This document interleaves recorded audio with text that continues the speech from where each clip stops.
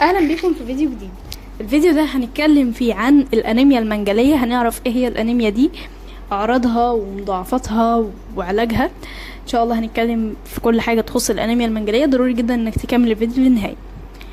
تخيل كده ان خلايا دمك الحمراء اللي المفروض تكون مرنه ومدوره وبتجري في عروقك بكل سلاسة علشان توزع الأكسجين، فجأة تتحول لشكل هلال أو منجل ناشف ومقوس، فتقوم حشرة نفسها في الأوعية الدموية وتوقف حركة الدم.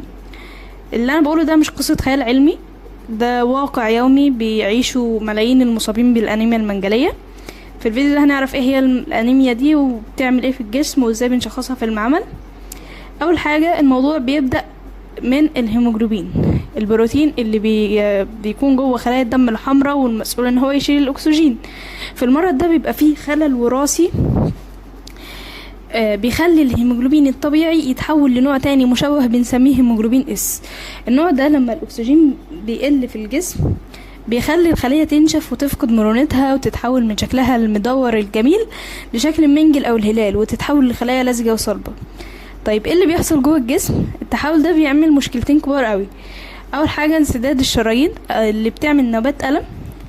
الخلايا المنجليه دي علشان هي ناشفه ومقوسه فما بتعرفش تمر في الشعيرات الدمويه، واحنا عارفين ان الشعيرات الدمويه ضيقه جدا، فتقوم محشوره وتعمل قفله او سده في مجرى الدم. طبعا الدم المحمل بالاكسجين مش بيوصل للانسجه، فالمريض بيحس بنوبات الم شديده جدا ومفاجاه بنسميها سيكل سيل ثريسيس، ودي بتحصل في العظم او الصدر او البطن. تاني حاجة بيحصل تكسير للدم بسرعة اللي هو الانيميا. خلية الدم الحمراء الطبيعية بتعيش حوالي 120 يوم، انما الخلية المنجلية دي غلبانة وهشة جدا، بتموت وتتكسر بعد من 10 ل 20 يوم بس. ونخاع العظام مش بيلحق ان هو يصنع خلايا جديدة بالسرعة دي، فالمريض بيجيله فقر دم مزمن او انيميا مزمنة. طيب بتيجي منين؟ هي المرض ده وراثي بكل بساطة كده، يعني هو وراثي 100%، مش معدي خالص ولكنه مؤذي. لازم نفرق بين حاجتين مهمين جدا. اول حاجة الشخص الحامل للمرض سيكل سيل تريت، ده شخص ورث جين واحد بس مصاب من الاب او الام والجزء التاني سليم. الشخص ده بيبقى عايش حياته طبيعي جدا وما عندوش اي اعراض، بس يقدر ان هو يورث الجين ده لاولاده. تاني حاجة المصاب بالمرض سيكل سيل ديزيز، ده بقى حظه ان هو ورث جين مصاب من الاب وجين مصاب من الام الاتنين مع بعض، وهنا بتظهر عليه الاعراض كاملة. علشان كده بنأكد جدا على اهمية فحص ما قبل الزواج علشان نتجنب ان طفل يتولد مصاب. طيب ايه الاعراض والمضاعفات؟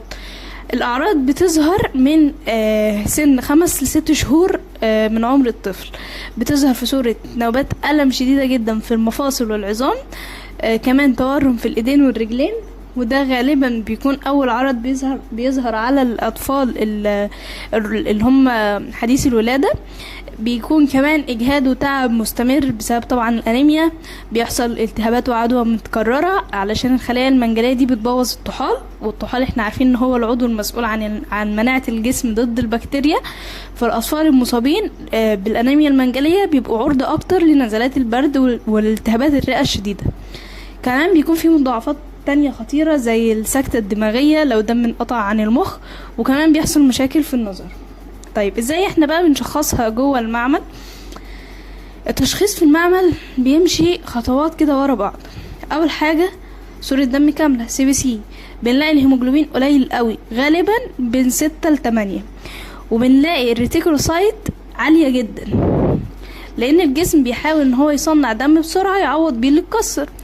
تاني حاجة بنعمل بلاد سمير او مسحة الدم.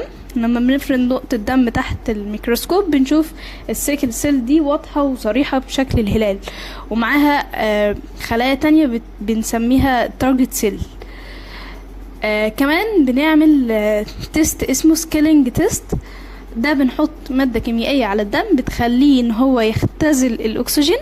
لو الدم فيه الهيموجلوبين المصاب اللي هو هيموجلوبين اس فبيعكر التيوب، ويعني مش بنقدر ان احنا نشوف من وراها. لو سليم التيوب بتفضل صافية عادي جدا. كمان بنعمل هيموجلوبين الكتروفريسيس، وده بقى اللي بيجيب من الاخر التحليل التأكيدي اللي بيقيس نسبة وانواع الهيموجلوبين بالظبط، بيقول لنا الشخص ده حامل للمرض ولا مصاب بالمرض. طيب نيجي بقى للعلاج. هل في امل؟ العلاجات التقليديه كانت كلها بس عشان تقلل الاعراض. كانوا بيدوا دواء اسمه الهيدروكسيوريا، ده دواء ساحر بيخلي الجسم يرجع يصنع هيموجلوبين اف، وده بيحمي الخلايا ان هي يعني تبقى سيكل سيل، وبيقلل من نوبات الالم. كمان كانوا بيدوا مسكنات وانتي بايوتيك، وكانوا بيخلوا المرضى يشربوا ميه كتير علشان يقللوا من لزوجة الدم. وفي بعض الحالات نحتاج نقل دم، الحالات الحرجة. الخلاصة ان العلاجات زمان ما كانش في اي علاج نهائي غير زراعة نخاع العظام، وده كان صعب ومكلف جدا ومحتاج متبرع مطابق تماما. انما دلوقتي بقى في علاج اسمه العلاج الجيني او الجين ثيرابي بتقنيات زي كريسبر، ودي بتعدل الجين البايظ في خلايا المريض نفسه، وبقت امل حقيقي وشفاء تام للمرضى. كده يعني اتكلمنا في كل حاجة تخص الانيميا المنجلية. والانيميا المنجلية هي مرض مش سهل، يعني مرض مؤذي، ولكن الوعي بيه هو اول خطوة للحماية منه. خطوة بسيطة زي تحليل ما قبل الزواج ممكن تنقذ اجيال كاملة من المرض ده. وبس كده، انا حاولت ان انا ابسط كل حاجه تخص الانيميا المنجليه. لو استفدتوا من الفيديو ما تنسوش ان انتوا تعملوا لايك وشير وسبسكرايب، تشتركوا في القناه وتفعلوا الجرس عشان يوصلكم كل فيديو. وبس كده، سلام.